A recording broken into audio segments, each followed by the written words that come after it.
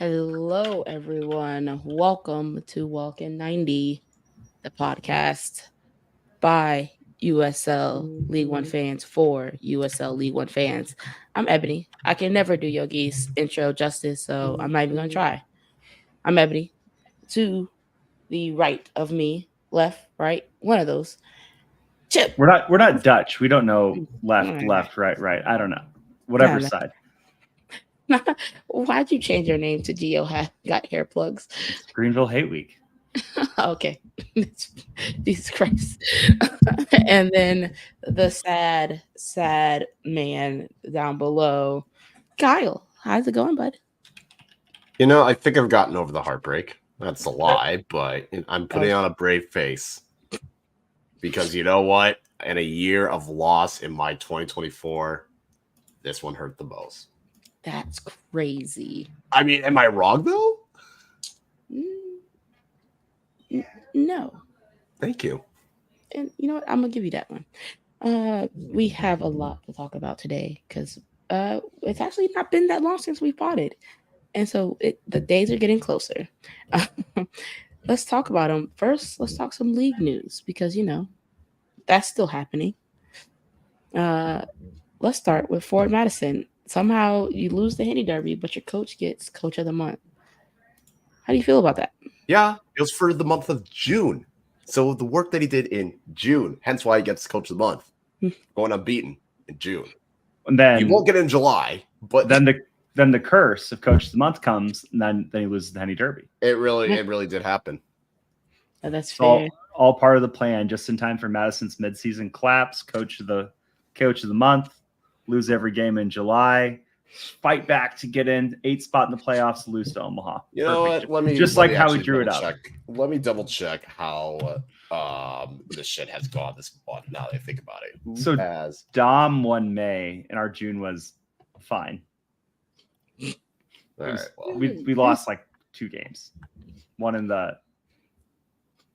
See, I don't think they're considering the Jaeger Cup though. I don't know. Like, is the Jaeger? They've gotten weird.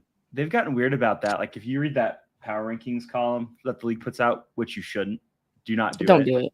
Don't do it. For your own mental health, don't do it. It doesn't make sense. Sorry, Ethan. I know you didn't write the last one. Someone else did, but I'm just going to say Ethan because that's our bit now.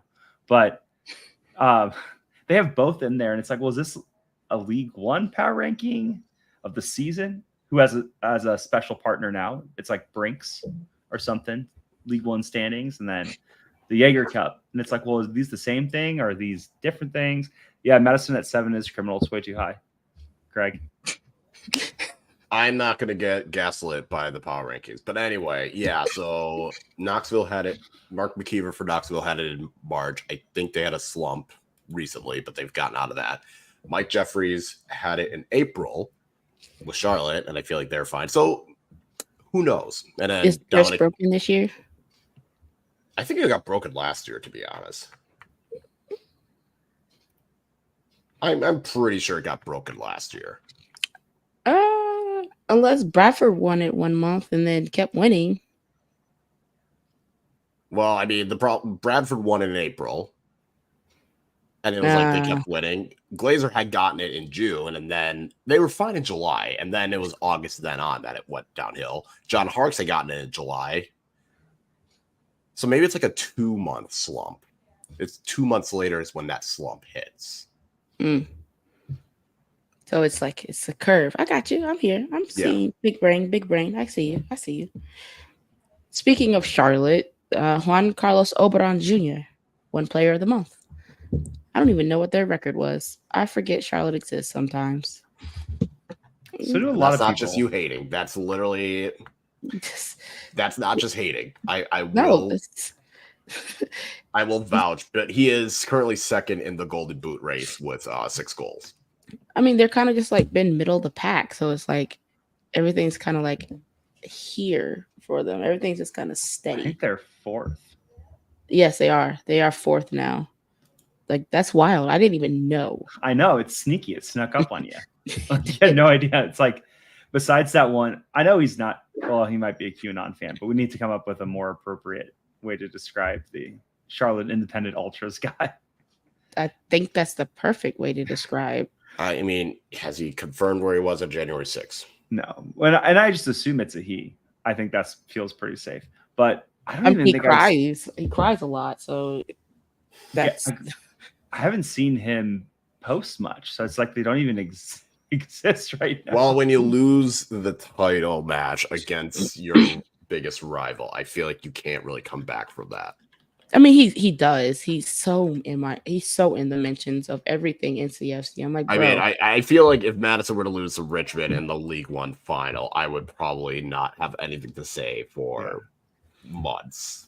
Which is fair, but also my man, he's a lot. And I'm like, go enjoy the soccer game. Like, I know you have to be tired. Anyway. This is supposed to be fun, my friend. This is all. You know, it's supposed to be, and then sometimes it's not. Look, it's all I'm a having simulation. a lot of fun this year. It's all a simulation. I had fun. It was fun up until the 100th minute. Yeah. Stoppage time went 2 minutes long. Which I have a theory about, which we'll talk about when we go into game recap. The league also announced a couple of new sponsorship deals, and they are get your money, boo. That's all I got for you. Get your money. Don't knock the hustle. No. Grand Natural is named the USL official cooking oil collection and recycling partner. The Grease Man. Get your money, boo. Get your money. This would be a great one if the teams had like kitchens on staff. I guess Madison has a bar. No, Madison has a full kitchen. Yeah, in the bar. So like I could go, God forbid, I'm up in Madison on a business trip and I could roll into the Flock End bar and get like some cheese curds, a burger, and a spotted cow on a non-game day. That's a Kyle question. No, I think it's all in. I think it's just for game day, but they have like a full kitchen staff like that actually curates a menu and stuff. For like matches and concerts, but yeah, because we have like a Sodexo type situation. Yeah. I'm sure whatever they are, no free ads. We have either way food provider services. If you want to be the official mediocre food provider services sponsor, Walkie 90. Chip at walkie90.com and we can figure out some sponsorship packages. Looking for a front of jersey patch. I'll take a case of frozen burgers. We have no shame. We will promote mostly anything for money or free swag. Not maybe a story for the end of the pod, but the weed man, the fake weed man in Omaha tried to sponsor our supporters group and you didn't let him? We got really close, but some people are clutching at their pearls. Guess how much money he wanted to give us? At least $2,000. Cold. Higher. Higher? $5,000. Oh, 10 bands. No. So I'll just tell the story now because it's funny. So it was the first year, the 2021 season, and so we were trying to get like everything set up, and we needed like. I estimated about $10,000 between like fixed asset costs and like operating costs for the year. And this guy sponsors Omaha's team. Again, no free ads. You can figure it out online if you are so inclined, or DM me or whatever. And so, the team's like, hey, he wants to sponsor the supporters. And I was like, oh, cool. Like, yeah, we're looking for some partnership stuff. I'd already, gotten us a bunch of stuff from like Corona, Seltzer, and some other random stuff. And so I was chatting with him and he's like, well, how much would you need to fund everything? And I was like, well, let me get back to you. And so I just said 10,000, which I had the numbers for it, backed it up, but that was like really heavy. And the guy's like, done. I was like, well, what do you want? And he's like, I just want to put 42 degrees tobacco, like on the back of a shirt and on some hats. And I was like, that's not hard. Yeah, we didn't do it, but dumb. In an alternate universe, you'd be rolling into the Union Omaha parking lot on game day and you'd see a bunch of weed sponsorships on the supporters tents, but that's crazy. You should. Yeah, it was like $10,000. Like that's hard to say no to. That's a lot of money for a supporters group. Like you can sell a lot. That's a lot of t-shirts. How do you not do that? What the hell? Some people I don't hate know. fun. That would have been a free bus to Madison and the hotels. But alas, we didn't do that. But funny sponsorship story. But I think the biggest one is, who is the next official league sponsor? The Scandinavian Building Services are named the USL official cleaning services provider. Get your money, boo. So let's talk about a bag fumble right here. Gary Green, owner of Union Omaha, famously made his fortune by providing building services in New York City. So he's, been an owner now for 6 years or 5 years with the team. Was on board with the league in 19, doing stuff in like 17, 18 to onboard the team. You ever give him a call and be like, "Hey Gary, want to be the building services sponsor?" Instead of Maybe it would have been a conflict of interest. Maybe. But They said this is a new market they're branching out into, and he didn't answer the call. What if they did call him and they just hung up? Yeah, in fairness, this does make sense because I know Gary's company does I don't know if they do more the Warner Park. But I guess we were making fun of the grease man, but I guess all the parks have food and grease. I don't know. I don't know if there's French fries in Omaha. I don't know if they have a deep fryer, but regardless, it is funny. Whatever your weird business is, USL is looking for a sponsor for it. So if you can niche it down enough, you can be the official vape pen, you could be the official crypto miner. What about the official board game? How do we get Settlers of Catan? Just get super weird. Get super weird with it. The weirder the better. I'm okay with it. So let's go around the horn real quick. What's the nichest sponsor that they could announce that you'd be like, what the hell? Yeah, Podcast mic.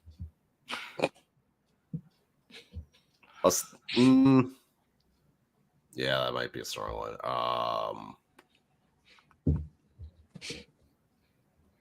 Honestly, go deep into your weirdness, Kyle. Go deep. Tupperware. the official enclosed foods provider. I'm just saying, players can sometimes walk out with a little meal, you get in that Pyrex or whatever. Mm-hmm. I was gonna say gelatin desserts would be a weird one.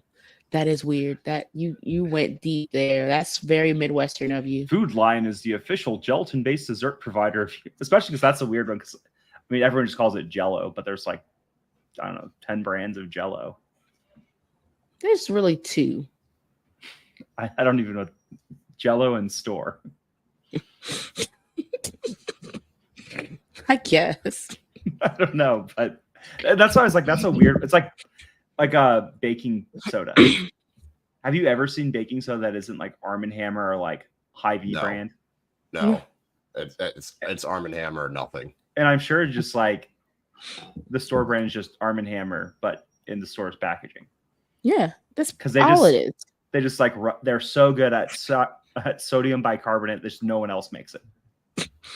And it's actually funny because as I'm going through the league's preferred suppliers, all the other ones make complete sense. Scarf supplier, there's a commercial washroom, there's housing, there's the goal, there's equipment, there's insurance. All of these make sense. And now we're getting to cleaning and a grease man. The grease man. Look, man, you just gotta tap into these small businesses to give them a way out. Yeah, they made it out. This is Scandinavian is over here cleaning BC Palace and Rogers Place. They're doing NHL stadiums. Yeah. Small business. Better. Yeah, gotta diversify. So the VP of small venues is trying to make a name for himself in the big boardroom push. You gotta start small so that you can work your way up. I do the press release. It's just we're thrilled to bring in Scandinavian builders. Stadium cleanliness is a high priority for our clubs, and a standard that Scandinavian set for its existing clients is what is line from what US. Yes, that is on the website. Yeah, I gotta imagine the company's PR people write those. I don't know. I think they literally just put it into Chat AI and Chat GPT and say, "Fuck it, do it." I was like, "There's no way Ethan's just sitting over there writing about opining about the wonders." Job. Yeah. Someone's got to write copy. I don't know. It'd be great though. Speaking of climbing, Yeah. This isn't league news, but it is pretty cool just in the landscape of like a team on the rise. Antelope Valley supporters. I guess their name is the 661 SG. They have surpassed 1,500 IG followers, so they're growing. They're here. And to put that in context, that makes them, by my count, essentially tied for the fourth, right? Fourth. Yeah. Tied for third, roughly, because you have the Flock at 2,100 IG followers, Fuego Fire Squad at 18, and then Greenville and are the 661 SG at 1,500. So that's pretty cool. They had 50-some fans show up to the Open Cup match last night as guests of New Mexico United. And then they had that big street fair where they did the brand unveiling, and they had a couple thousand people out there. And I don't know, I think it's definitely one to keep your eye on if you care about like the fan engagement side. I think they've really found one where at least right now it seems like they're going to hit the ground running on fan support and everything else. And so, you know, if you weren't planning an away day out to the Antelope Valley, which is functionally LA, maybe you should put that on your list for next year. Yeah, I think that'd be a fun one, especially if we can get Santa Barbara going. That'd be a fun little rivalry over there. That's not it. They're tearing it up. They're tearing it up in a sense of they're doing the things that need to be done to start off on the right foot. Right. Yeah. And if you're a member of the 661 SG, first of all, I would suggest adding another word after 661 in SG, maybe collective, cohort. I don't know. Ooh, but cohort. We don't have a lot of those. No, but the second thing is if you guys are looking for a building services provider, Scandinavian Building Services, they set the standard for building cleanliness. See, this is what you start small and then you work your way up to Antelope Valley. Boom. Well, I just got to say, League One, like, give us a check. Like, we're doing your work for you. Like, this has been a lot of airtime for Scandinavia. We've given you guys more airtime for Scandinavian Building Services than you guys gave them. I don't even think they tweeted it for I gotta check their account now. Like, did they even tweet it? Because I don't think they did. LA is one giant. California is just one giant LA. Okay, just whether you're north or south or central, doesn't really matter. Hi, Daniel. Well, I would also say, like, for LA, is that like an LA hour or is that like a Midwest hour? Like, I can get pretty far if I'm driving an hour. Like, I can almost hit Des Moines from Omaha in an hour. In LA, I remember we were in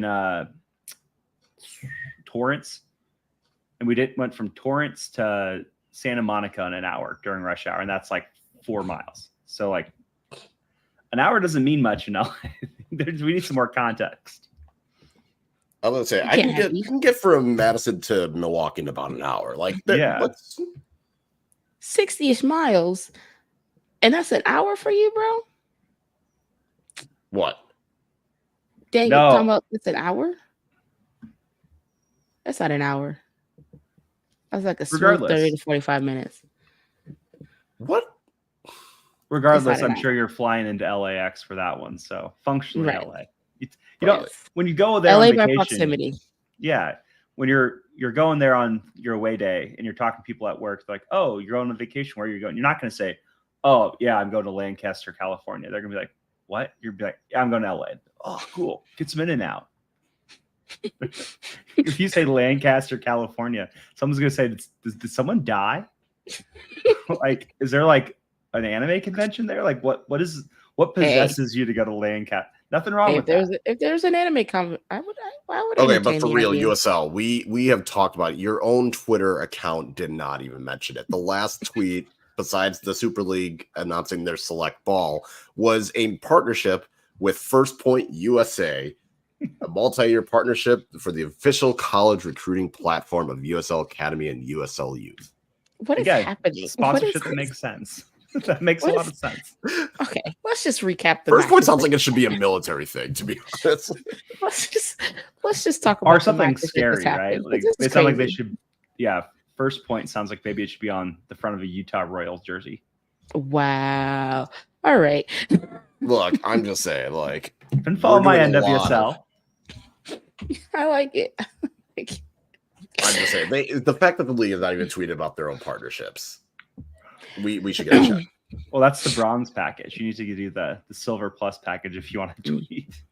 No, Silver Plus that's when Scandinavia comes and cleans your house for you. Jesus Christ. Scandinavian, I'm a size large. If you want to send me a T-shirt, DMS, and I'll send you my address. Look, just give me I'll free wear it tickets next pod. give me free tickets to a hockey match. That's fine with me. Oh my God, we have lost the plot, guys. We're only 20 minutes in. I don't know what you're talking about. See, we can lose the plot even when Yogi's not on. I believe in us. That is fair. Anyways, the official derailment of USL League One. Anyways, speaking of Yogi, wait, let's change this order a little bit. I was stalling. I was trying to. Yeah, we can do that. Let's do that one at the end. Let's change the order of these a little bit. We'll edit this out in post, guys. If you're listening live, you're seeing behind the scenes because this is definitely getting edited out before the pod. No, it's not. Is it? No, it's not. Oh fuck no! I ain't doing it. I'm not doing it. I'm just uploading it. All right, let's start with the very low key Charlotte beats NoCo 1-0. Okay. Very. I mean, NoCo literally played like 2-3 days before, so like a little harsh on them, but I mean, it's not. It wasn't like it was pretty or anything like that. It was just a solid 1-0. Although it was an own goal, so everybody was mid. Euros? I know, right? We'll talk about Euros at the end if there's time. But talk about Euros. Fuck the Euros. We're not talking about the Euros. It's so boring. The most boring ass. Fucking. Ugh. USL League One's got a grease man. I got a beer lady, so I think I win. Let's go. Knoxville beats Tormenta 1-0 off of a goal in the 72nd minute from Kempis. I'm not going to pronounce that last name because I'm not butchering that. Again, very low key, nothing really exciting. And then Spokane beating Chattanooga 2-1. That one was all action in the first half. And then you could have went to bed and you would have not known that the whole game was complete. So yeah, that was a good one. Good in the sense of like if you only had 45 minutes to watch a match and you did the first half. The three most exciting games from this weekend, by the way, was NoCo coming back from 2-0 down to Fuego to draw. That was a fun match. This got lost because of the Henny Derby happening basically at this more or less around the same time. Yes. Like but the 90 plus 11. That's crazy. A red card 10 minutes into stoppage. It was such a fun match just because of the chaos around the last like 20 minutes. And 20 minutes means the 85th minute plus stoppage. Okay.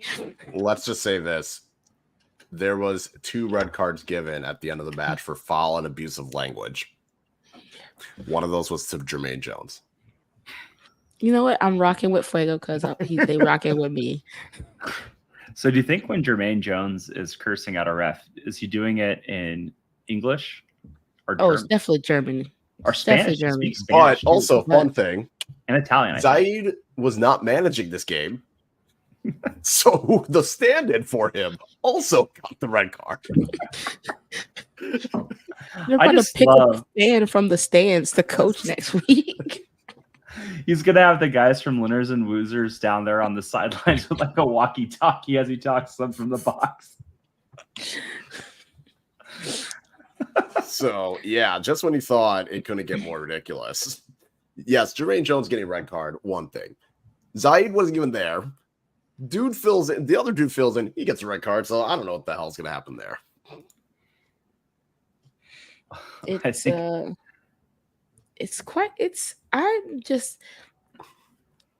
say that this league is not entertaining because those 2 games happened on the same night. And before we talk about that Henny Derby, Union Omaha almost pulled off an all G, the first all G's of the year. Oh no, I'm giving it an odd G's because it was over. I tweeted it. It was over. official for me. It was over. Omaha. Omaha.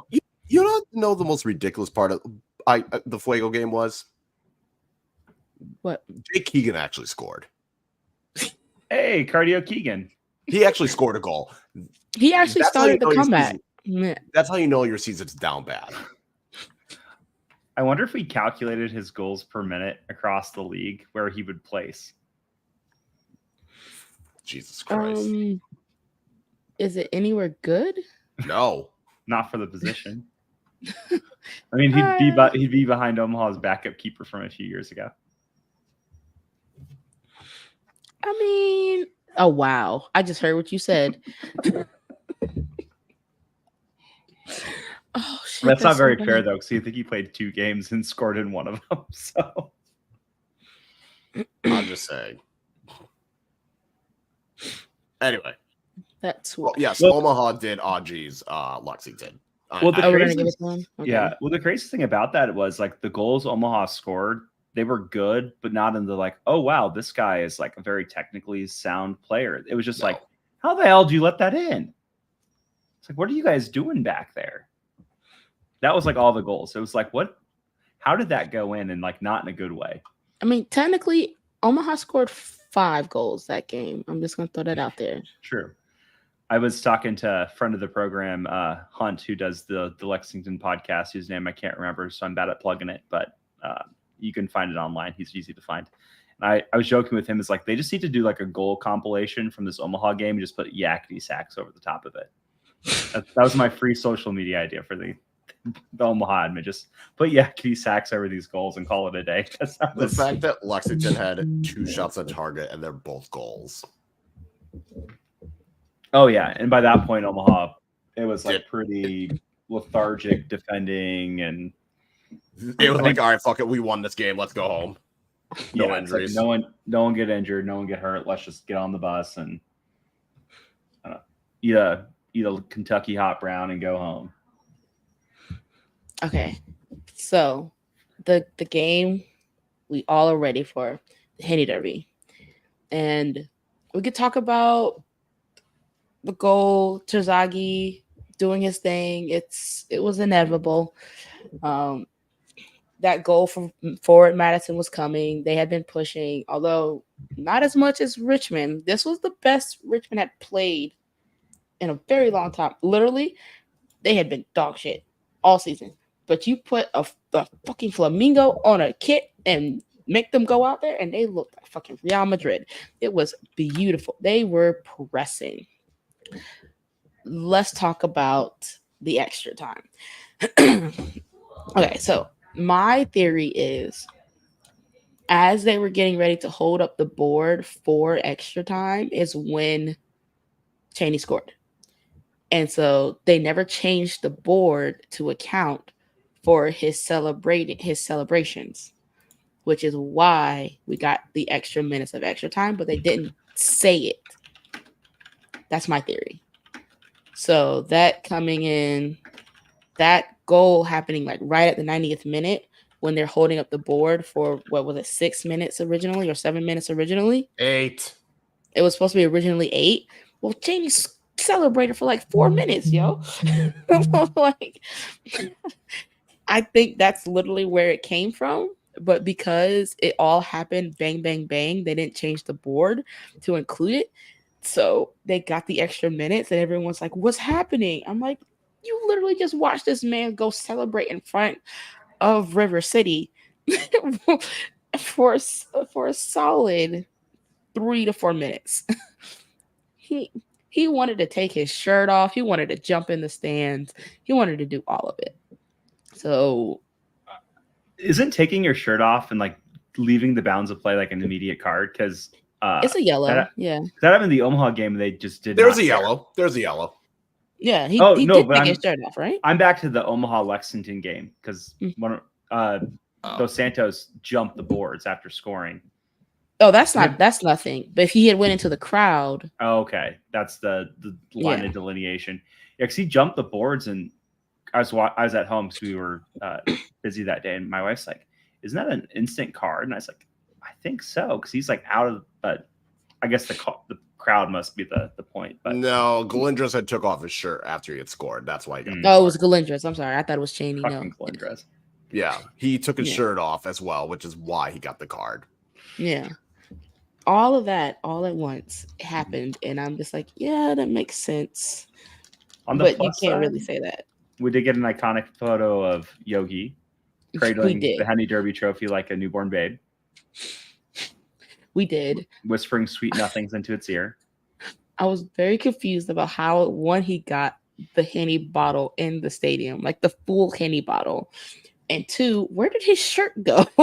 In fairness, I feel like for that game, the U Crops, I feel like maybe it was just waiting for him at his seat. No, I did get the story of how it wound up in there, and it's cool. So I was just like, all right, I'm not gonna put them out there just because they still got to work in this league. But yeah, I'm sure there was arrangements. Yeah, but still, so cool. It's still that's the game you want on TV to highlight this league, and also fantastic job, Kyle and Yogi, for the work you guys put in for the Galazzo Network. Really, really good interviews. Yeah, I just felt like I was so proud. I was like, oh, yeah, you did a really good job. Talk about that experience, Kyle. How was that getting set up and doing that and everything else? Yeah, so I'll explain from my perspective because I don't know how it was for Yogi, but for me, first I got an email from Kyler, who kind of is handling social media and stuff for Ford Madison, and he was like, "Oh, the league has this like graphic that they want to put." So it had it had the blurb that was tweeted out, just like make sure everything's correct before it gets put out there, which I appreciate. And I was like, "Oh shit, they're actually taking this seriously." All right, so Kyle Bar this year. Right. Or was it Yogi Carr? Which one was it? No, I think it was Kyle Bar. Yeah. But so yeah, they made sure. So I was like, "Yep, looks good." And then I think like the next day, well, and Yogi had texted like, "Kyle, did you check your check your emails? Like, what are you talking about?"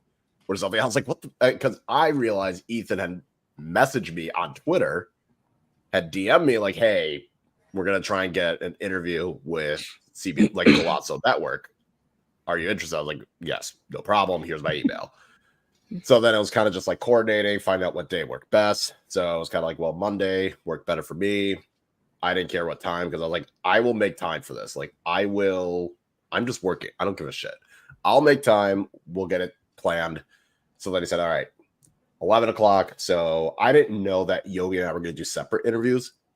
So that part I didn't know. I didn't know if it was going to be like both of us were going to be on at the same time or if it was going to be like how it ended up where Yogi went first and then I went first.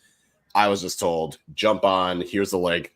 Jump on at 11. You'll be on around 11:15. Show up like a couple minutes early just to make sure everything works. So that was really cool. I had to scramble and clean my office because it was like clean-ish, but I had work shit everywhere and had to get that. But it was really cool. I did feel like I was going to throw up right before getting on. Just like all the nerves was getting to me. I was just like, I don't know what's going on. This is also live. So it's just like, I really have to be on top of it. Because most of the other times, like when we talk to protagonists about it, or when we talk to the league, or when we talk to the clubs, it's like, we have time to like get the questions, like go through it. If there's something that we want clarification on, at least we can like do it. This is like, nope, this is all one take. You got one chance. Don't fuck this up. So it was an awesome experience. I got the link and got the videos, so now I have that and was able to share that, and it was an awesome experience. I was like, it felt really cool knowing like, oh, they're actually putting effort this year into this match, because I feel like in the past it's like been like, yeah, it'll get mentioned, it'll get talked about, but it was like, oh no, like they threw out it was like a whole red carpet thing. I was like, the lead up to this was great, and then the match happened, and honestly, during the match, it was really cool because they were actually like talking in depth. Yeah. Like they actually did their research. They mentioned, both of you, and shout out to Dan and protagonist because they also mentioned that this story wasn't properly told in the beginning, but Dan did a really good job of telling the story, and they praised him as well. And it was just a really thought out, well produced production of everything about the Henny Derby. So it was really cool. It was also really cool to just watch the match on CBS, and I'm very happy that we that you guys got to experience that. And so really cool. Yeah, Result and aside. even like the commentary was like good Yeah. as well. It felt like this. It's like you said, this was a great match to highlight. It was like in terms of like telling the story, the match itself had action, the commentary, like everything was on. Everyone was on top of it except Ford Madison's set piece defending.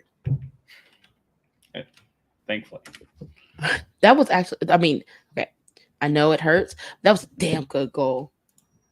Terzagi's was really good. I mean, neither of you could defend a set piece. Well, like not like Terzagi's. Well, the thing with Terzagi's that annoyed me was like they just stood there watching. It's like no one's gonna step out on him. It's the king, El Rey. Right. That was the thing. It was like no one's stepping out on him. You know he shows up for these matches. Like this no was one. the one. That was a choice. What I'm so sorry. He walked into the box. Yeah. He passed the ball. He got it back, and everyone's just standing there looking. And then he just lasts it. So that part was annoying. And then the set piece, it was just like, I mean, there's two free guys that was able to get a header. So it's kind of like if O'Dwyer didn't get it, Bosu was right there as well. So yeah, I'm not a coach, but if Terzaghi has the ball at his feet within like 30 yards of the box, you know he's shooting 30 feet. And I said it on Talking Flock. I was like, I think because they were all just standing there, Bird could not see where the hell it was. So by the time, because it was like one of those goals where it kind of looks like if the keeper had a half second, like Bird had like half a second, he easily saves it. It wasn't like a piercing like rocket or anything. It was just he couldn't see, couldn't get to it in time. So yeah, it wasn't like a meatball, but it certainly wasn't like one of those like rocket goals where it's like, yeah, that's going in. It was like, but I do think besides the game, it is cool how many people travel for it. It seemed like every other at least on the Walk in 90 Twitter, every other person on there was heading to Richmond for the game, watching the game. I'm sure there's a pretty big contingent of Madison fans there. Obviously, Richmond showed up. I think they were pretty close to a sellout there, and I think it was close to like 6,000. Yeah, so it's cool, like how it's become. And granted, you know, Richmond's been doing a lot recently, but it's cool how many people came in from out of town, because especially in the lower league level, like getting any sort of traveling fan base outside of like a handful of people is pretty hard to do. So the fact that people are traveling halfway across the country to go see this match, especially people who are like tangentially involved with League One, are like taking time out of their busy schedule and their busy lives, spend their hard-earned money to go watch this game and celebrate League One soccer, and everything that's been built has been super cool. And I'm glad that I get to witness that, because that's what makes this sport fun. Yeah, like I said, other than the final moments of the match, I mean, I was actually just annoyed the whole match just because it felt like, at least in the first half, it just felt like Madison was unable to cope with Richmond's pressing. And then the second half, I was like, okay, we're creating all these chances and nothing's going in. And then they score off a fucking corner of all things, which, cool. I was ready to be like, you know what, Juan, you can go ahead and tweet all your Bad Bunny lyrics for the rest of the season. If Madison had salvaged a draw, I would have been fine with it. I also Are think they on you the guys Peso were ready Pluma for now? I don't know. That's the new hot. I'm not going to act like I know what it is. I'm not going to act like I know it. We'll check out Peso for a free plug. Also, Peso Pluma, if you want to give me free tickets when you're in Omaha, let me know. But Peso Pluma, check them out. All right. But anyways, I kind of added this segment in, but we are going to do, since we talk so much about the bottom of the table, we are going to do a little segment called Are We Buying or Selling? So there are 5 teams currently in positions 8 to 12 on the table. At least one of them is making the playoffs. So we're going to pretend like we're betting on this, which maybe we are, maybe we aren't. That's none of your business. But I want to know if you are buying or selling this team making the playoffs at this current. I'm adding one more. I see your list. I'm adding one more because they need to be added. It's fair. They are, they're tied. So, okay, so we are going in bottom to top. All right. So Fuego, buying or selling? Eb? Selling. I thought you were rocking with Fuego because Fuego's rocking with. What happened to that? Hey, I'm just saying. You could rock with them without thinking they're going to make the playoffs. Yeah, I can vibe. We chilling together. You know, there's like trains that you take when you're trying to go somewhere, and there's trains you take when you just want to see some mountains and some trees and stuff. And that's where the Fuego train's going, just kind of in a circle. Very scenic. I'm selling. Yeah, I never owned it.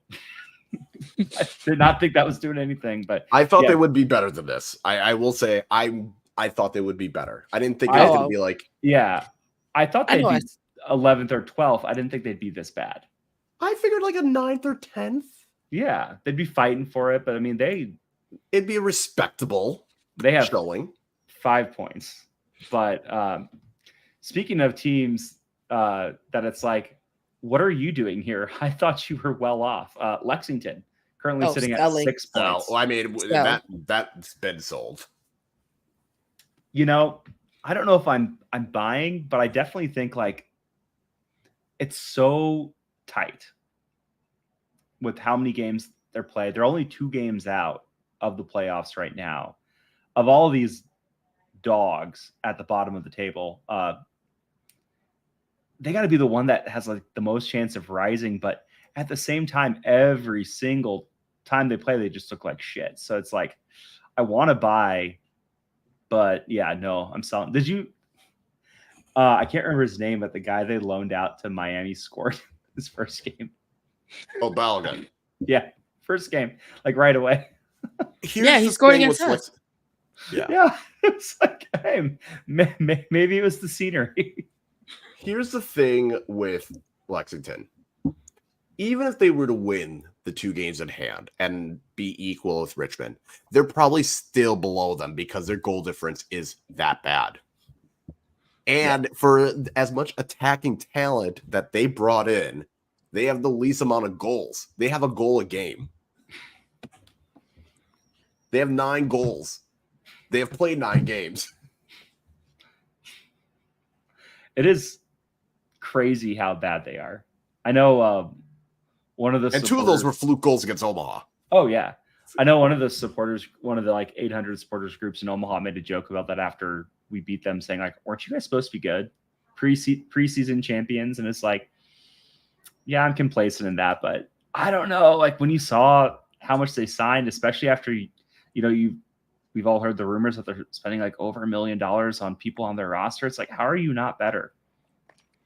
You're spending like 3 times the amount that Omaha did when they ran away at the league a couple of years ago. Like, how are you? Called it from the beginning. Like, yeah, you did. But it's like, again, I thought they'd be better. I did not have them top of the league, but I figured they would be up there. It would be it would kind of be like the last year where it's like they have an outside chance. Yeah, I did say that they would probably be good until they started losing players to better leagues and better teams, like in championship or even like MLS reserves. And no, they just said tank now. And I'm like, bro, you can't, you don't get a draft, right? Like, you gotta figure it out. Yeah. Well, it's crazy too, because for a fact that like some of these teams who could sneak into the playoffs are probably really kind of hoping that they don't make it. Like, you can't tell me Chattanooga's like, after this season, we're really looking forward to spending $20,000 to fly up to Omaha to lose 4-0 and fly back home and having to pay these guys for an extra week. Like, we're really looking forward to that. It's like, no, you're not. It's like, let's just get this over with. Tank the last game. Let's not get in. But Lexington is probably like, please let us in. We could win it, but we've been shit all year. But speaking of Chattanooga, buying or selling? Selling. So. Yeah. They can't defend. No. They can score, but they can't defend. What's crazy is, I mean, and 10 points like isn't like a lot, but on a point per game basis, they're better off than teams ahead of them that I am a lot more bearish on. And it's like, how? And I'm sure it's just some weird mix of like who they've played or something, and whatever. Like, I'm not gonna, I have a full-time job. I didn't look into it that deeply before this segment that I made up 5 minutes ago. But yeah, I mean, I don't know. Like, they're doing decent, but it's like there's no way they're gonna pull it off. Like, I think Lexington making the playoffs is more likely than Chat, and Lexington ain't making the playoffs. I'm not going that far. Just because Chattanooga does have more home matches. Like, that's also the thing with Lexington is they've been home a lot. Yeah, which about to get their new home. Maybe they'll have some mojo to end the season in their brand new stadium. That's 100% going to be ready in August. No, I don't. I'd rather go with Chattanooga because at least Chattanooga's showing they could put together. They can score goals. They can put together performances. It's just they can't defend. Save their life. Speaking of life support, Richmond Kickers, buying or selling? This is my first buy. This is the first tough one, I think. It is tough. Because again, one of these are how we have it set up. Two of these have to be buys, technically. That's true. Oh, no. Wait, one of no. them. Well, are we saying just for 8th place? Or Yeah. are you including 7th now? Oh, 7th, yeah. So two of them have to be. Two of these teams are making the playoffs. I will begrudgingly At least two. buy. At least two of these teams. All right. I will say this. Richmond has played better in the last, month and a half. They have played better. Well, and they got Terzaghi back. They're scoring goals again. I'm looking at what's left. Here's the I'm problem. gonna buy. They got 5 or 6 straight road matches. Mm-hmm. And that's where I'm like, but then they end the season 4 out of 5 at home. So it's kind of like if they can get through this road stretch and not do shitty, I'll buy begrudgingly. Yeah. Well, and the other thing about the Kickers is they have got a wart that the other teams don't, where they have 2 games in hand, or they have 2 more games played than every other team in the bottom of the table besides Tormenta. So not only are they barely above Chattanooga, but Chattanooga has 2 more games to play, which, points earned are better than points potential when we get into the end of the season. But at the same time, it's like, but they look like they're turning quarter. They look like they're seeing life. Like, I think they're going to get it done. Next team, which I think I got to imagine we're going to be consensus on, is NOCO, which I'm a hard buy. Yeah, same. I'm not a hard buy, but Have I'm your mute. I was looking at what was left in terms of Richmond, NOCO, and the third team, and I was like, if I'm gonna buy 2 out of 3, it's gonna be definitely Richmond and NOCO for sure. Mm-hmm. I'm buying. Well, especially if you look at their Jaeger Cup performance, I think they finally figured out, like, let's play like we do in the Jaeger Cup. We score a lot of goals and we win. Let's do that. Like, that seems like the way to go. Let's do that and yell at the refs, and we'll figure it out. Like, you get on that plane to a NOCO game and you're a ref, you're getting cursed out in Gaelic. Like, it works. It's working. Apparently it's working. The sweater magic. He's got a hoodie this year too.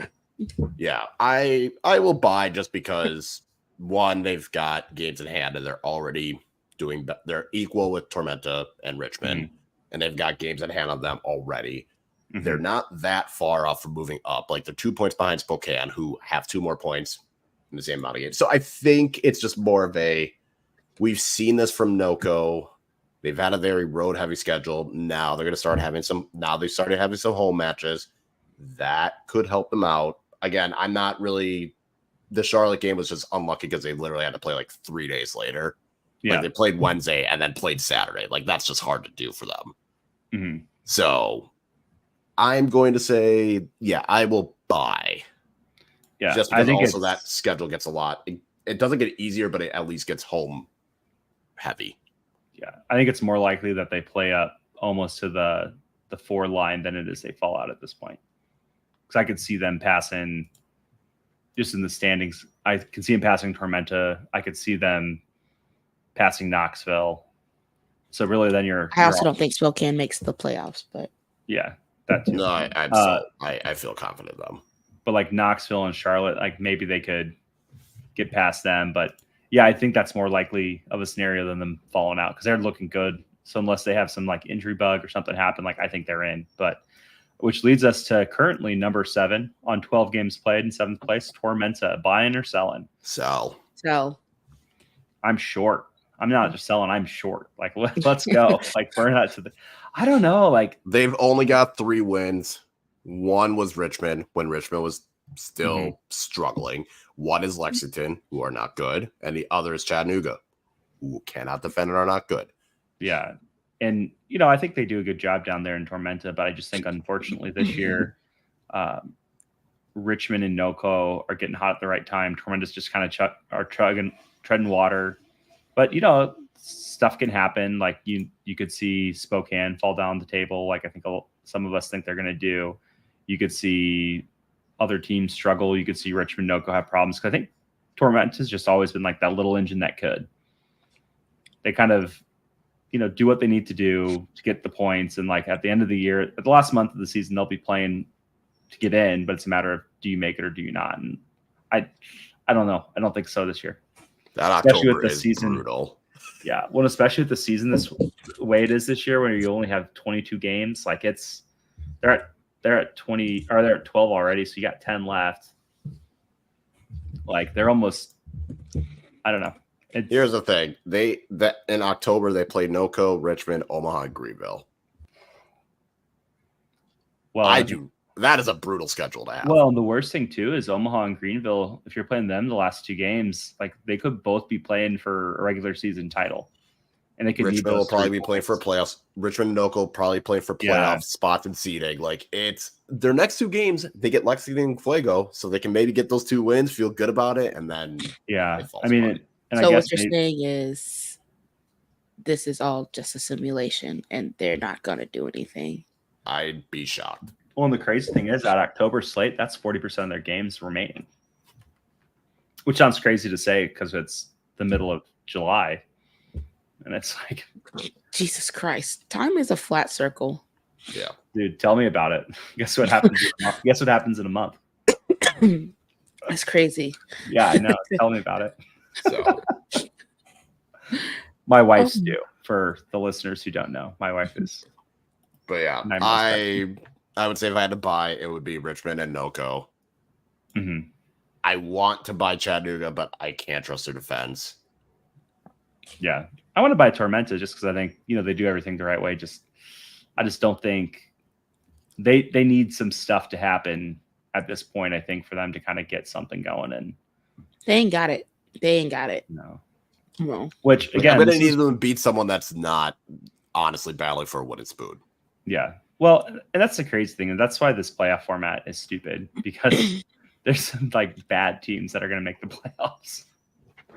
If they had gone with 6, that would make it really interesting to see all those teams battle for one spot. That would be cool, but instead it's going to be some weird, I don't know, especially this year it seems, and we're at the halfway point, so I think we can say that, but there's definitely a stratification between like 1, 2, 3, then you have 4, 5, 6, and then everybody else. Well, everybody else, and then you have Fuego and Lex at the very bottom.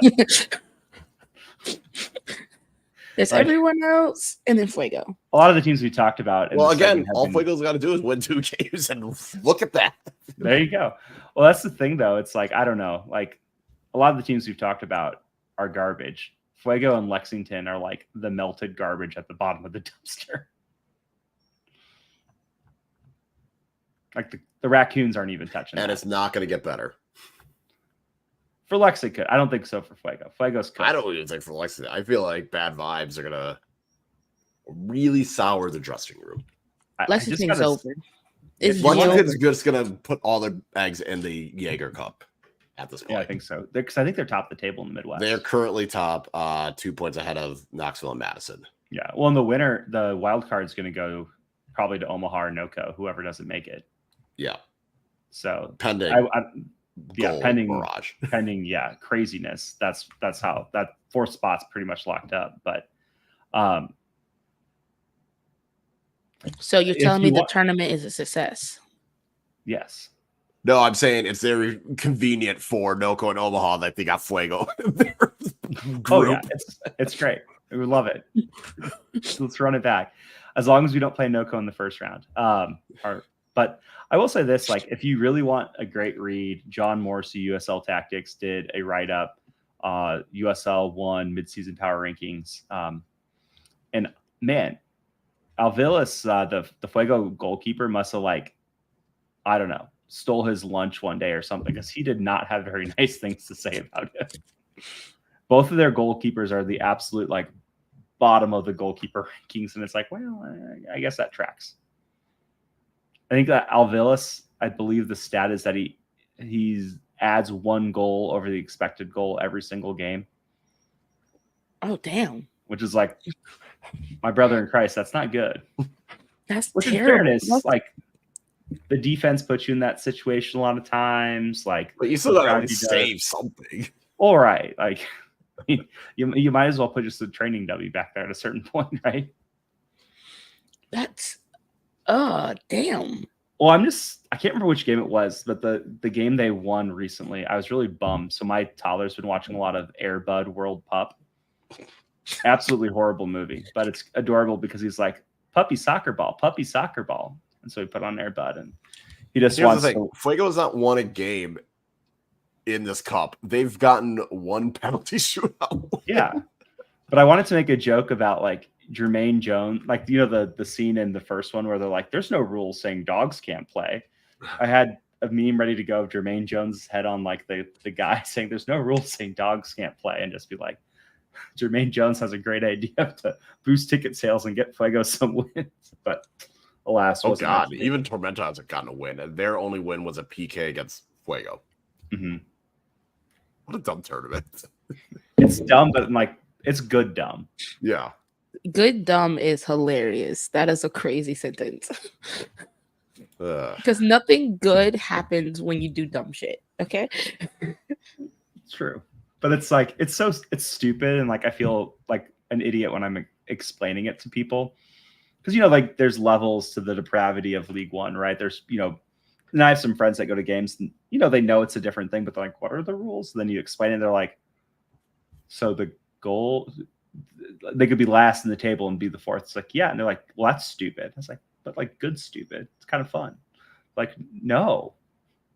What do you mean we go straight to a penalty shootout? It's like, I don't know. That part I'm actually okay with. I was like, you know what? Fine, sure.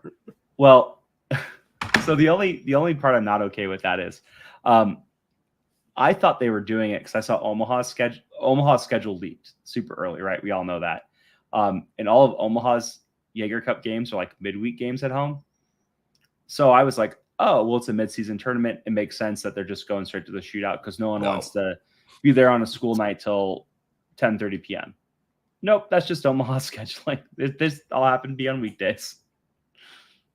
So I don't know if it was a weekend, like, maybe I'd want to stay a bit longer, but I don't know. It's been fun. I've enjoyed it, partially because Omaha's doing good in it now, but yeah, overall, good job, League One, on the Jaeger Cup. And I think we're through week 6 now, right? 5 or 6? 5. Well, So that's a good question. 3 games left. Everyone's played 5 games. That's the best part about next it. weekend is cup match. And then I think it's like a couple weeks after that. And then basically end of August / early September. Yeah. I just know Omaha doesn't have a home game for like a month and a half. So I have no idea what's going on. Baseball. But yeah, but overall, cool. So let's go on to match previews. Let's talk about what we're watching this weekend and what we think's going to happen, and tell the people how they should spend their time. Because I think every game but Madison is kicking off at 7 Central Time, 7 or 7:30 Central Time.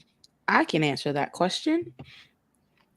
Correct. On the 13th, we got 3 kicking off at 7 Eastern. 7:30 for Chatta Kickers, and then 8 o'clock for Forward Madison. Yeah, so if you're a Chattanooga, Chattanooga plays on Tuesday again. What do they Who is do? it? Whatever two teams don't play, if you're a fan of those two teams that don't play and you're sitting down at 7 Central to watch, here's how we're going to help you pick to watch. So let's Basically, Spokane. If you're a Spokane fan, here's your Yes. free weekend. Spokane and Yes. Charlotte don't play on Saturday. Yeah, whatever. there you go. Charlotte plays Tuesday at least, but Yeah, Yes. we're focused on Spokane. we're talking about the fans. That's our bit. Charlotte has no fans. That's fair. That's fair. Yeah. My bad. I'm gonna get there. But anyways, let's start with the top of the card with Greenville versus Omaha in Greenville. So it's a rivalry trophy. There's a wrestling belt, maybe missing a couple screws, literally on the belt, but that's cool. What happened to this? Nah. Never Well, mind. it gets shipped and like people bring it. It's been going back and forth a lot too. So like the literal screws in it, there's missing screws and just no one's replaced them.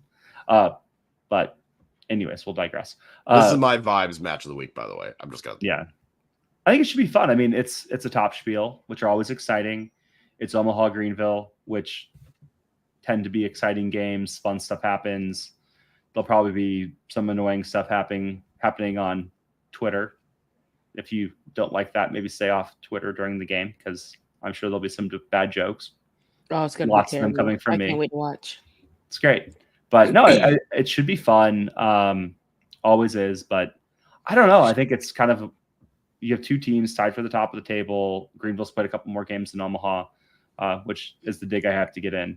But yeah, I mean, it should be fun. And I don't know. I think Omaha is the better team, and I guess we'll get to find out on Saturday if they are not. I'm going 2-1 Omaha. That's fair. I think it's just going to be a gritty 0-0 draw. I was gonna say a 1-1 draw because I feel like that's the best case scenario for Madison as well. That's fair. So speaking of the exact opposite of Greenville, Omaha, we have top of the table versus bottom of the table. Madison versus Fuego on CBS Galazo. This is actually my chaos match. Oh yeah. Yeah. I'm so excited. I feel like whoever is coaching Fuego is gonna make that game very, very interesting. And we just saw that Ford can't defend set pieces. So And Fuego can't defend. Exactly. But your players also can't hit the bar side of a bar. You know, it was one game. It's fine. They're going to be fine. It's a get-right game. This is the get-right game? No. Or it's a hangover game. Right. No, I think if they had won Richmond, this would have been a trap game. I think after losing and the way they did, it's going to have to force them to get their shit together. Two red cards. Yeah. I got to say, yes, there'll be some red cards on the bench and probably on the field too. I don't know. I think Madison probably wins this 3-0, but it'd be really funny if they didn't. I'll say 2-0. Especially after Madison. all the smack we've talked on Fuego at this spot. I was going to say 2-1, and it was going to be a late goal because that's how Forward lives and dies by. So it's going to be fun. I like that. I'm changing mine to 3-1, and Fuego's going to score like at the death on like a meaningless goal off a set piece. I'm sticking with 2-0. Right, no, I think Fuego goes up, and then Forward comes back. I like that too. Got to give the fans something to like squirm about a little bit, you know? No. Oh, okay. No. I tried, I try to make it entertaining. You don't have give to. the people what they want. Give the people don't need this. They do. No. It's provocative. Right. It gets the people going. We just seen more Madison. We haven't had any Madison angry complaints yet this year from Madison fans. So we're trying to work on that. Trying to get our heroes back. You gotta sprinkle the hate across the whole Things are going fine. That's why. Oh, not much to complain about other than last week. Forgot my plug. Greenville, Omaha. If you're in town, the supporters are watching at St. Andrews. It's a potluck. Mm. There's going to be barbecue chicken thighs, con gratis. So bring something to share, have some fun. Ev's like, chicken flights to Omaha right now. No, I would never do that. Ouch. But yeah, Not right now, at least.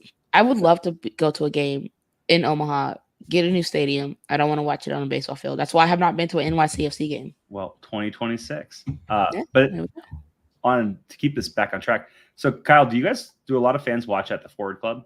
Is that going pretty well for them, getting people to go down there to watch? Yeah, I was gonna say most of it's been pretty good, decent turnout at the Forward Club. If not, I know the Forward Club have had events going on as well, so they've had to go to different local bars. I do not go to the watch parties because most of the time it falls on me watching the kids. So fair. But like for the cup match, when they were down in Chicago, that actually had a decent turnout despite the weather being god awful and most people going down to that game. So yeah, that's cool. I really think it's awesome that they have a bar attached to the stadium that's open for fans, especially because it's downtown and yada yada yada. But cool. Yeah, I know it's a pretty good turnout for it. I just never go because may as well just be home. Sure. Speaking of people getting stadiums, who should put bars in them? Lexington, Tormenta. Chaos. It will be chaos, but like not the good chaos. It'll be like this is sad. Oh, I know. Chaos. Well, this is one too. If you saw this at the beginning of the year, you'd be like, "Oh yeah, Lexington's going to win." But it's like, is Lexington the dog in this game? If we're setting betting odds, is Lex? That feels dirty to say, but like the last time these two teams played, I think we said the last time these two teams play is loser hits the panic button. Yeah. Yeah. And last game was Tormenta 3, Lexington 0. Yeah. Which, I mean, at this point, if you're Lexington and you have any hopes of the playoffs, you need to start beating the other teams out of the playoff contention. That's just math. #math. But I don't know. I think this is going to be like a 1-1 draw. It's going to be sad. The fans will have lost because we all sat and watched it, and we just watched two teams that should be better not be, and now we just got to sit here and cry about it. This is going to be a 2-2, and since everyone else will have their own matches, they're going to be like, okay, and they're going to look at FOTMOB and see 2-2 and be like, oh, okay, and they're going to see like a red card and be like, what the fuck happened? Yeah, that's what this match is. This is definitely the game of the week where I just watch the highlights that the team puts out. Yeah, I ain't watching unless something crazy happens. I'm just watching the highlights. No, this is literally one. Even though before match and play an hour after it starts, like I'm not paying attention to this. I'm not doing that. Why watch this when Greenville Omaha is playing at the same time? Yeah, this is not going on the tablet while I'm watching the Omaha game. That's for sure. And then, speaking of games that are going on the tablet, though, Knoxville NoCo. I don't know. This one has the potential to be a defining moment for NoCo. Honestly, I'm very excited about what NoCo can do in this game. Ooh, brother. Ooh, that's literally what I feel like when I watch Knoxville. It's just, what's that? Yeah, that's crazy. There is no joy watching Knoxville. Okay, well, this isn't about Knoxville. This is more about NoCo. I know, establishing an identity. Well, I'm just excited for Eamon because he's off his suspension, unless he says something really naughty. I'm excited for Eamon to show up in his Irish sweater in the Tennessee summer. Get a red card again, yell some stuff at the ref, and they beat Knoxville 3-1, 2-1, 2-1. We'll say 2-1. Jay Keegan's going to try and get revenge. It's not going to work, but Knoxville still went 2-0. Yeah. I mean, I think this one's going to be fun, though. I think Knoxville, if they want to host, need to start winning. NoCo is riding a hot streak. They've been winning. I don't know. It should be fun. But, yeah, I think NoCo has it. You have Knoxville.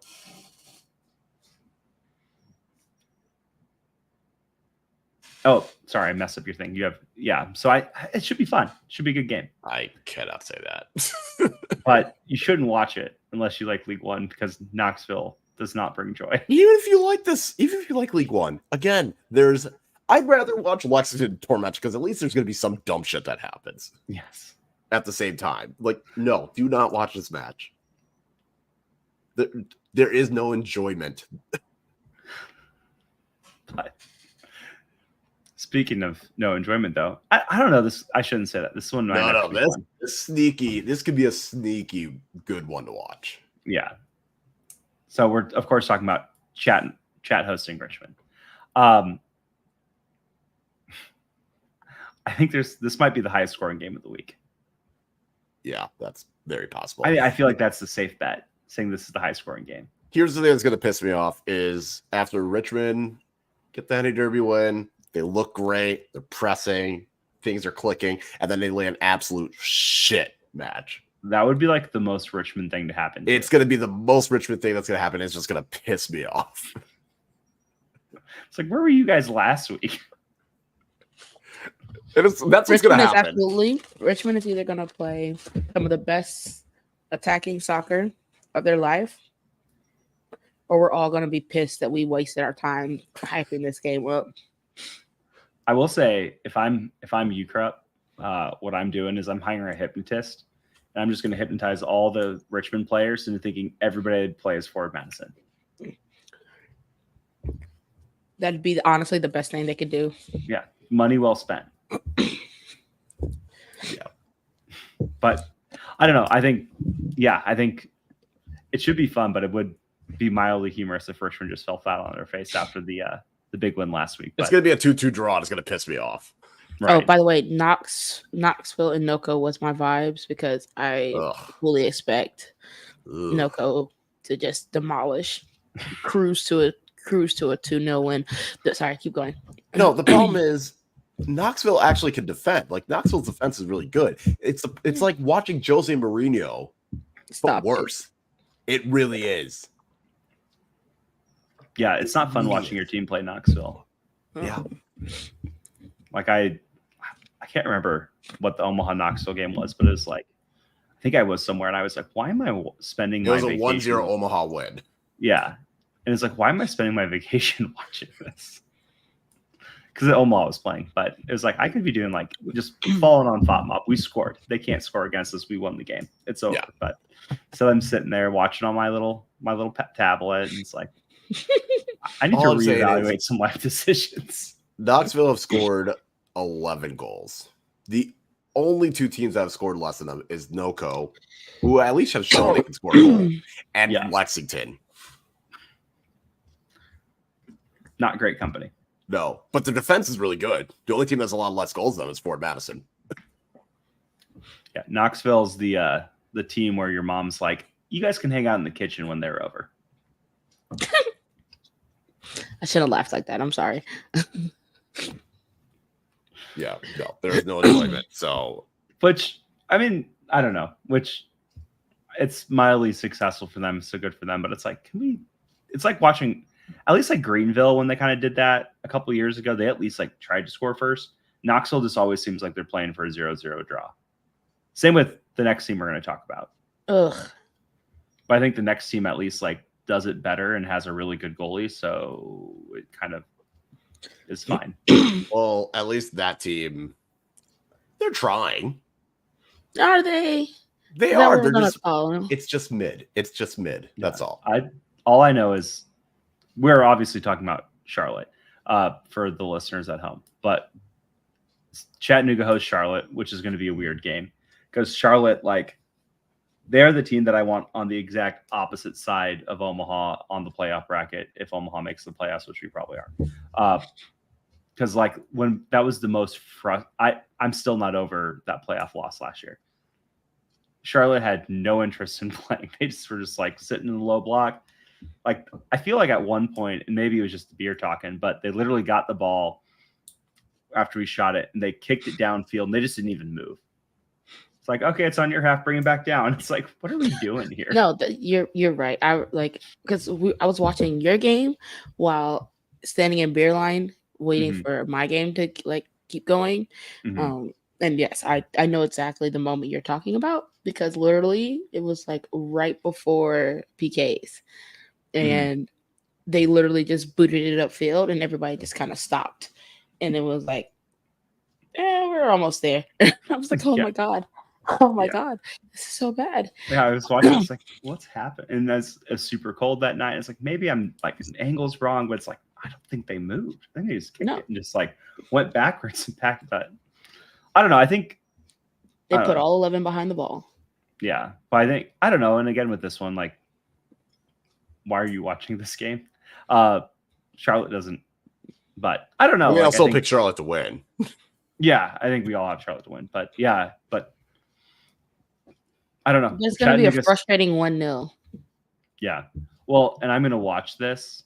And the only thing that's more frustrating than this is going to be like all the people online talking about the Acolyte finale.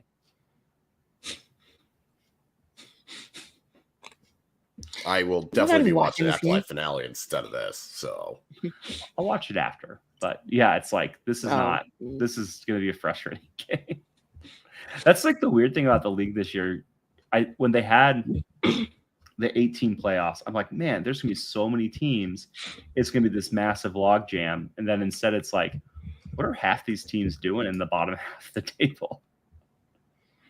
Like this year, there's just a real big dividing line between like the top 3.5 teams and everybody else. And I feel like last year it looked like, and I feel like last year was that, except at least it was kind of you had your top 3 in Omaha, North Carolina, and NoCo. Mm-hmm. But then you still had Greenville and Charlotte and Madison all like looking relatively competent. And basically it was like a combination of Madison collapse plus Tormenta doing just enough to make it interesting. Right. But this year it's just kind of more of all right, it's Madison, Greenville, and Omaha. And then Charlotte's there. Mm-hmm. Knoxville's there, but like it's not good. Charlotte feels like they're in 4th place because someone has to be in 4th place. Yes. Thank you. I was like, I don't know how to describe the season that they're having. It's not good, but it's definitely like not bad. But I don't know. Charlotte's there because they're not even close to being as good as Madison, Omaha, Greenville, but they're not that bad. Right.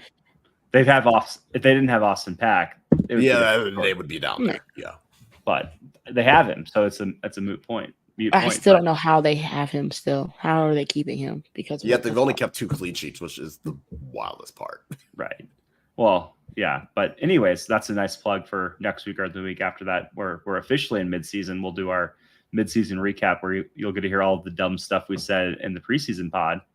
Cough, cough, Lexington, cough, cough. That'll be most of the takes, I feel. Hey, I had a team that was supposed to be bottom, and while they look like I did have a team that's supposed to be bottom, and they've at least currently are in a playoff spot. Yeah. But yeah, anyways, it'll be fun. But yeah, I mean, I think Charlotte wins, but again, it's going to be one of those like, yeah, cool, Charlotte won. But again, it's like the season Charlotte's having where if you hadn't looked at the table before like hearing this podcast, you probably wouldn't have guessed that Charlotte's in 4th place. Between like the lack of fan banter they have online generally and the games they play, you're like, yeah, they're probably fighting for 8th, 9th. And it's like, nope, 4th place pretty comfortably. And it's like, okay. But I feel like how we talk about Charlotte and Knoxville, you would think they are 2 of the worst teams in the league. Oh, right. They're the most frustrating. Mm-hmm. Well, and it is weird that because like for the longest time, you saw like after Omaha's success in 2020 and 2021, it seemed like everyone was going to kind of go towards this style of we don't want the ball. We're going to attack you on the counter. And that's what we want to do. Because Omaha did that so successfully. And it seemed like in 2022, that's what like half the league was doing. In 2023, still kind of some of that. And then this year, it's like, nope, got all sorts of stuff going on. Which it's crazy that like Mourinho ball is the style teams are going to. But I suppose like if you're team building, goalies tend to be cheap, especially if you're going international. And then defenders are always cheap. And it's like, I don't know. let's just defend the heck out of it and go for it. But Mourinho ball. Ugh. Yeah. Oh man. Well- I'm looking at the preseason stuff, and I don't even want to know what I said. You I'm already know- sick that week. it's not as ridiculous as you would think. For Okay, some, I that's mean, Let's just for your first glance, let's give the people a taste. What's the craziest take that you can see right now? And then let's guess who said it. Chattanooga wins the in-season tournament but misses the playoffs. oh, that was me. That was definitely me. That was the first like, okay, wow, that Well, you is got half. quite- You got half of it right. The easier half. That's a good one. In fairness, we did do like hot takes, which are it was the crazy prediction section, yes. yeah, which I feel like that's very crazy though. that's definitely like our strength as a podcast when it's like, hey, what's Oh, your no. craziest take? We actually do a crazy take. Most people are like, well, I think Omaha is going to make the playoffs. It's like, yeah, no shit, Sherlock. No, like Thank you for your hot take. These aren't supposed to be right. These are supposed to be no. outlandish and wild and like draw discussion because they're so stupid, but be like, I can see it though. I can see the vision. you can Nope, see. nope. I You found can the most see ridiculous it. one. I found They the do most ridiculous one. Oh God, it's probably me. Someone had a team making the League Cup semifinal or even the final. We're gonna save that. That's gonna be a cliffhanger. And you'll have to find out next time. Oh God. Next time on Power Rangers. All right, we'll end it there because this is now my second podcast that I've done that's been an hour and a half My on the same night. my toddler's getting up in like 6.5 hours, so I'm right there with you. So I appreciate everybody watching. Please support your local team and your local journalists because this is hard but fun and rewarding. So on behalf of me, Chip, say bye. See y'all. Kyle, say bye. Bye. Peace out, everybody. Beats.